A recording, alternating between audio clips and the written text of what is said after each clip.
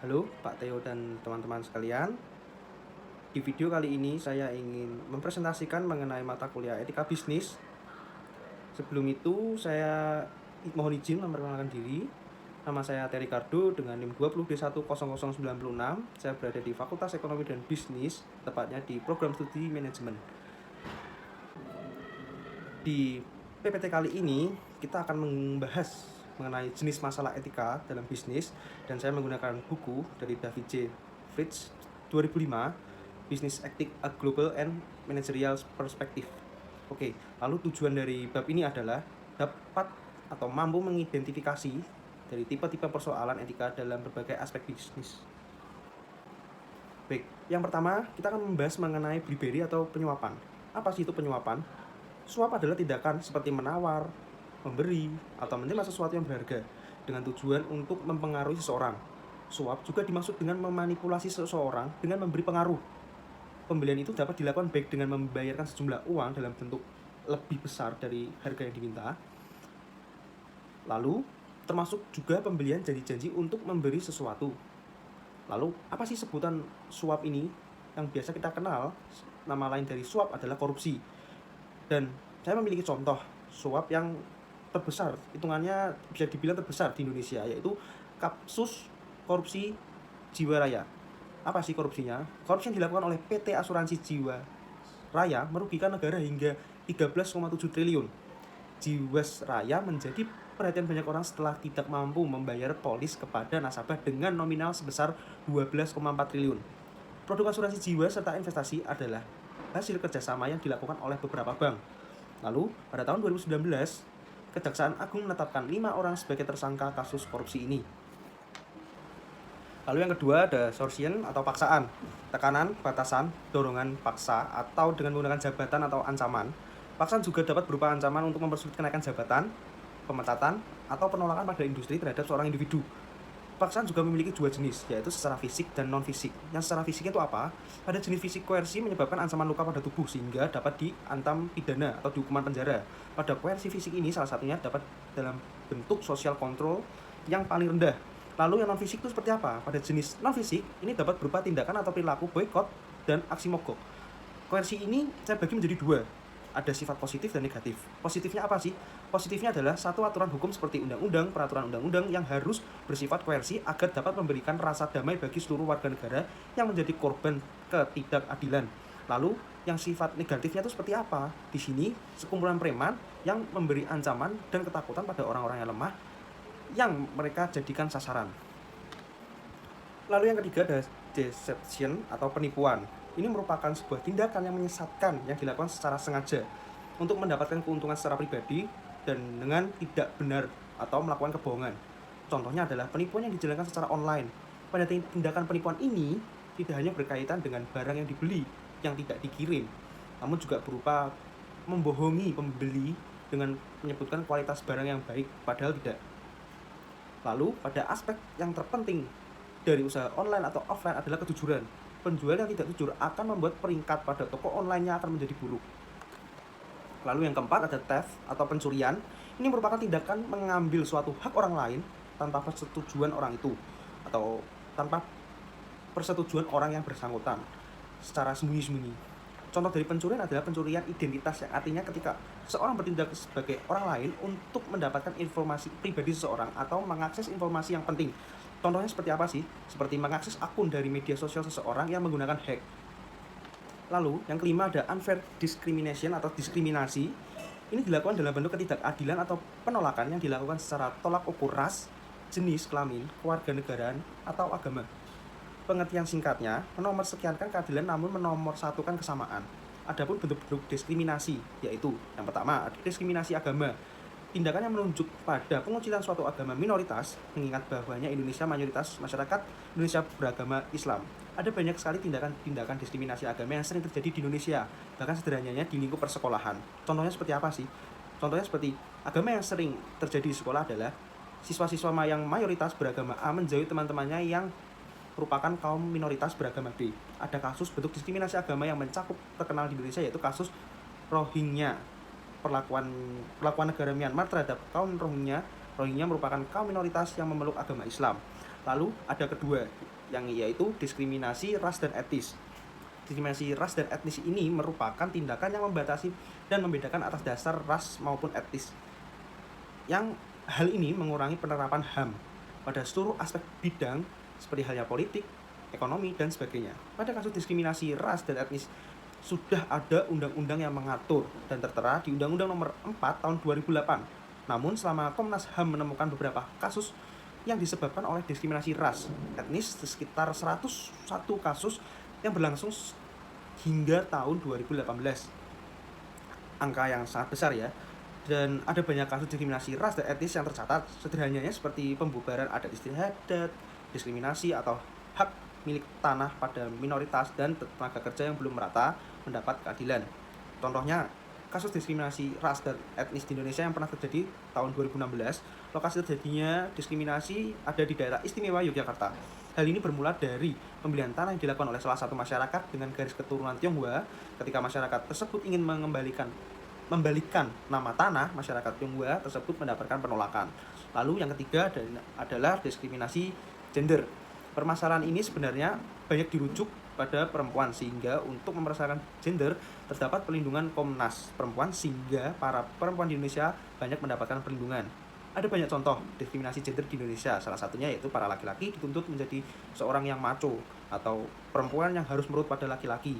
Terus contohnya seperti apa sih? Untuk diskriminasi gender, salah satunya perempuan yang mendapatkan diskriminasi budaya. Sederhananya, perempuan hanya boleh mengerjakan pekerjaan rumah, tidak boleh bekerja di lapangan, dan perempuan hanya boleh memasak, menyapu, mencuci pakaian di rumah. Diskriminasi yang begitu kentara dan sering ditemui di sekitar kita.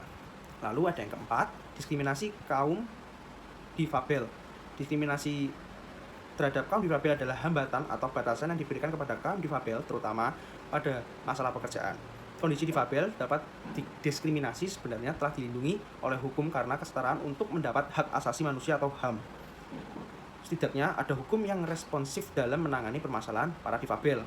Ada banyak sekali contoh diskriminasi terhadap kaum difabel. Contoh sederhananya adalah penolakan penerimaan tenaga kerja terhadap kaum difabel. Seharusnya hal ini perlu diperhatikan oleh pemerintah dan para keluarga kaum difabel harus memberikan support lebih secara mental. Lalu yang kelima, ada diskriminasi kelas sosial. Diskriminasi kelas sosial adalah pembatasan yang terjadi karena perbedaan kelas sosial seperti kelas sosial bawah, kelas sosial menengah, ataupun atas. Biasanya diskriminasi kelas sosial ini sering terjadi di Indonesia. Pada umumnya, diskriminasi kelas sosial lebih sering ditunjukkan pada sektor pendidikan maupun sektor kesehatan. Sudah banyak sekali contohnya. Apa sih contohnya? Contoh sederhananya adalah perbedaan tindakan yang dilakukan oleh pekerja rumah sakit antara orang kaya dan miskin. Ada kasus lain yang sering menunjukkan diskriminasi kelas sosial, diantaranya yaitu perbedaan perlakuan yang terjadi dalam sekolah antara murid sekolah yang memiliki kemampuan finansial bagus dan memiliki finansial yang kurang. Lalu ada norma. Apa sih norma? Norma adalah aturan atau sebuah pedoman bagi masyarakat untuk berperilaku dan bertindak di dalam sebuah lingkungan. Lalu norma ini dibagi menjadi 4 bagian, yaitu ada norma agama, norma kesusilaan, norma kesopanan, dan norma hukum. Apa sih penjelasannya? Norma agama. Yang pertama, norma agama. Norma agama adalah pemahaman tentang ajaran sebuah agama yang berdampak pada kehidupan manusia dalam menjalani hidup bermasyarakat dan memiliki tujuan untuk sikap-sikap yang diajarkan dan harus diterapkan.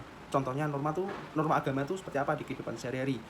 Contohnya, keluarga tidak menghina dan mengeluarkan kata-kata kasar kepada keluarga lain. Pada lingkungan sekolah, tetap menghargai dan menghormati guru meskipun beliau tidak mengajar di kelas kita. Pada lingkungan kerja, bersikaplah jujur dengan rekan kerja kita. Jika ada sesuatu yang perlu dibicarakan, ya bicarakanlah. Jangan sembunyi-sembunyi dan atau lagi melakukan kebohongan. Pada lingkungan sekitar, tidak berkomentar rasis mengenai agama lain di postingan sosial media. Lalu ada yang kedua, yaitu norma kesusilaan.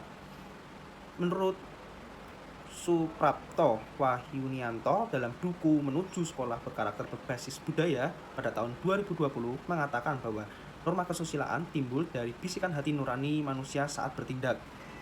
Contoh norma kesusilaan dalam kehidupan sehari-hari adalah sopan santun anak muda yang harus menghormati orang yang lebih tua. Begitupun sebaliknya, meskipun umur yang lebih tua tetap harus menghargai yang lebih muda juga. Ucapkan kata permisi, salam jika bertamu ke orang atau memasuki rumah orang lain. Lalu yang ketiga ada norma kesopanan. Norma ini timbul dalam pergaulan dalam bentuk tindakan yang akan kita lakukan agar tindakan kita tidak menyinggung perasaan orang lain di sekitar kita. Contoh norma kesopanan dalam sehari-hari adalah tidak meludah sembarangan, menghormati orang lebih tua, dan tidak memotong pembicaraan orang lain yang belum selesai. Lalu yang keempat ada norma hukum. Norma hukum merupakan aturan yang sudah tertulis atau sudah ditulis dan harus diikuti untuk menjaga kesejahteraan masyarakat dalam menjalani kehidupan. Ini dibuat secara resmi oleh negara yang bersifat memaksa. Contoh dari norma hukum pada kehidupan sehari-hari adalah menaati rambu-rambu lalu lintas, membayar pajak dengan tepat waktu, tidak berbuat tindak yang kriminal atau melanggar dari aturan yang sudah tertera. Moral dan etika. Moral dan etika sendiri merupakan sebuah kata yang berbeda, namun memiliki maksud atau arti atau inti yang sama, yaitu kebiasaan. Pada dasarnya, moral ini ditentukan oleh etika. Moral merupakan pengertian tentang mana hal yang baik dan mana hal yang buruk. Sedangkan etika sendiri adalah tingkah laku yang dilakukan oleh manusia berdasarkan hal-hal yang sesuai dengan moral. Lalu contohnya sistem etika dalam Pancasila ini seperti apa sih? Yang pertama, dekadensi moral yang melanda kehidupan masyarakat, terutama generasi muda, sehingga membahayakan kelangsungan hidup bernegara. Contoh, penyalahgunaan narkoba, kebebasan tanpa batas, rendahnya rasa hormat kepada orang tua, menipisnya rasa kejujuran, lalu tawuran antar pelajar. Lalu yang kedua, korupsi akan merajalela karena para penyelenggara negara tidak memiliki rambu-rambu normatif dalam menjalankan tugasnya. Lalu yang ketiga, kurangnya rasa kontribusi dan pembangunan melalui pembayaran pajak. Hal tersebut terlihat dari kepatuhan pajak yang masih rendah, padahal peranan pajak dari tahun ke tahun semakin meningkat dalam membiayai APBN. Lalu yang keempat, pelanggaran hak-hak asasi manusia dalam kehidupan bernegara di Indonesia ditandai dengan melemahnya penghargaan seseorang terhadap pihak lain. Contohnya, penganiayaan terhadap pembantu rumah tangga, penelantaran anak yatim oleh pihak-pihak yang seharusnya melindungi, lalu juga ada kekerasan dalam rumah tangga dan masih banyak lagi. Lalu yang kelima, kerusakan lingkungan yang berdampak terhadap berbagai aspek kehidupan manusia seperti kesehatan, kelancaran penerbangan, nasib generasi yang akan datang, global warming, perubahan cuaca, dan lain-lain. Contohnya seperti apa? Yang paling jelas adalah pembakaran hutan di Riau sehingga menimbulkan kabut atau asap yang tebal. Lalu, prinsip etika. Etika profesi memiliki prinsip dasar yang menjadi landasan dalam mengerjakan pekerjaannya. Berikut ada 4 hal yang merupakan prinsip etika profesi adalah yang pertama, prinsip otonomi. Prinsip pertama yang merupakan prinsip etika profesi adalah prinsip otonomi. Prinsip otonomi ini mewajibkan setiap pelaku profesi memiliki wewenang dan kebebasan bekerja dan berpendapat sesuai dengan profesi yang dijalankan. Prinsip ini menuntut agar setiap kaum profesional memiliki dan memberi kebebasan dalam menjalankan profesinya. Dengan demikian, seorang memiliki hak untuk melakukan atau tidak melakukan sesuatu berdasarkan etika profesi yang berlaku dalam profesi tersebut. Lalu ada yang kedua, prinsip integritas moral. Prinsip kedua yang merupakan prinsip etika profesi adalah prinsip integritas moral. Etika profesi adalah prinsip ini mewajibkan setiap pelaku profesinya untuk secara konsisten memiliki moral dan kejujuran dalam menjalankan pekerjaannya. Pelaku profesi harus selalu bersikap adil, mementingkan profesi, dan memikirkan kepentingan masyarakat. Lalu ada yang ketiga, prinsip keadilan. Prinsip ketiga yang merupakan prinsip-prinsip etika profesi adalah prinsip keadilan. Etika profesi adalah harus menjunjung tinggi prinsip keadilan pada para anggota profesinya dalam setiap pekerjaan yang dilakukan. Prinsip ini menuntut anggota profesinya untuk memberi pelayanan kepada siapa saja yang menjadi haknya, terutama jika profesi tersebut di bidang pelayanan masyarakat. Lalu ada yang keempat, prinsip tanggung jawab. Prinsip keempat yang merupakan prinsip etika profesi adalah prinsip tanggung jawab. Dalam prinsip etika ekonomi adalah setiap pelaku profesi harus memiliki kesadaran bertanggung jawab terhadap pelaksanaan dan hasil pekerjaannya. Selain itu, kesadaran bertanggung jawab ini dapat berdampak dari profesi itu untuk kehidupan orang lain atau masyarakat pada umumnya. Mengenal Organisasi Perdagangan Dunia atau WTO dan tujuan berdirinya kesimpulannya, etika profesi adalah landasan yang menjadi panduan anggota profesi dalam mengerjakan pekerjaannya. 4 hal yang merupakan prinsip etika profesi adalah otonomi, integritas moral, keadilan, dan tanggung jawab. Mengembangkan suara hati. Apa itu? suara hati. Suara hati adalah kesadaran moral dalam situasi personal, konkret, dan aktual. Personal selalu berkaitan erat dengan pribadi dan diwarnai oleh kepribadian orang tersebut dan akan berkembang kepribadiannya. Lalu konkret, keputusan suara hati terjadi dalam situasi nyata dan tertentu, bukan dalam situasi umum. Lalu yang terakhir ada aktual. Keputusan suara hati hanya terjadi pada saat itu saja. Fungsi hati dibagi menjadi 3, yaitu yang pertama, prospektif. Ini menunjuk apa yang harus dipilih atau dilakukan. Lalu yang kedua, introspektif, yaitu mawas diri, menilai tindakan yang telah dilakukan. Lalu yang ketiga, retrospektif, dan ini dibagi menjadi 2, yang baik dan yang buruk. Yang baik itu ganjaran, seperti rasa puas, bahagia, dan damai. Lalu yang buruk ada berupa hukuman, lalu gelisah, tidak tenang, takut, marah, muak pada diri sendiri. Hati nurani dapat didefinisikan sebagai bagian dari jiwa manusia yang menyebabkan penderitaan mental dan perasaan bersalah saat menentang dan perasaan senang dan damai sejahtera saat tindakan, pikiran, dan perkataan yang sesuai dengan sistem nilai yang dianut. Kata Yunani yang diterjemahkan sebagai hati nurani di dalam seluruh perjanjian baru adalah suneidesis, yang berarti kesadaran moral atau pengetahuan moral. Hati nurani bereaksi saat tindakan, perbuatan, dan perkataan seseorang sesuai atau bertentangan dengan sebuah standar mengenai benar dan salah. Hati nurani adalah sebuah proses kognitif yang menghasilkan perasaan dan pengaitan secara rasional berdasarkan pandangan moral atau sistem nilai seseorang. Hati nurani berbeda dengan emosi atau pikiran yang muncul akibat persepsi indrawi atau refleks secara langsung, seperti misalnya anggapan sistem saraf simpatis. Kesadaran dan hati nurani. Kesadaran diri manusia adalah kesanggupan manusia untuk mengenal dirinya sendiri dan oleh karena itu berefleksi tentang dirinya sendiri. Di dalam diri manusia terjadi pengadaan, yaitu tidak hanya manusia berperan sebagai objek, namun juga berperan sebagai subjek. Hati nurani merupakan penghayatan tentang baik buruknya berhubungan dengan tingkah laku konkret manusia atau kita pribadi. Pembinaan hati nurani. Hati nurani yang dididik dan dibentuk dengan baik dapat memberikan penyuluhan tepat dalam hidup moral kita. Pendidikan hati nurani yang paling baik adalah di dalam lingkungan keluarga. Pendidikan hati nurani disertai dengan seluruh pendidikan moral jauh lebih kompleks sifatnya jika dibandingkan dengan pendidikan akal budi yang telah tersistem di lingkungan sekolah. Fungsi hati nurani. Fungsi hati nurani adalah sebagai pegangan, pedoman, atau norma untuk menilai suatu tindakan, apakah tindakan itu baik atau buruk.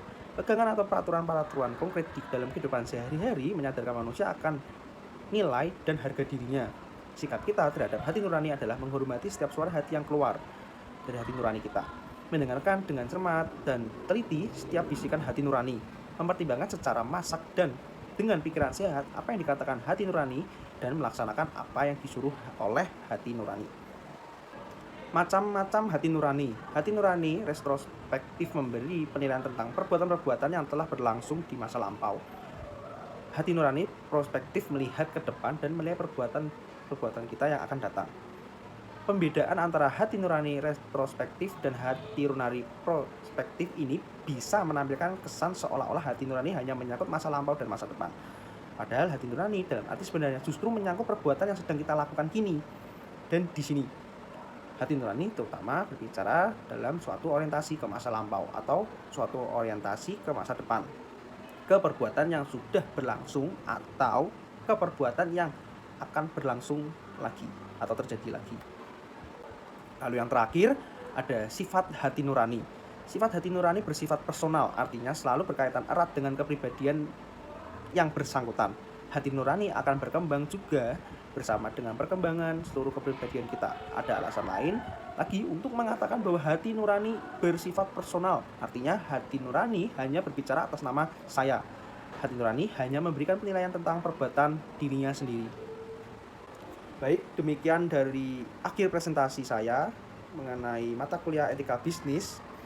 Apabila ada kesalahan dan kekurangan dalam video atau tutur kata yang kurang berkenan, saya pribadi memohon maaf. Dan sekian dan akhir dari video ini saya mengucapkan banyak terima kasih.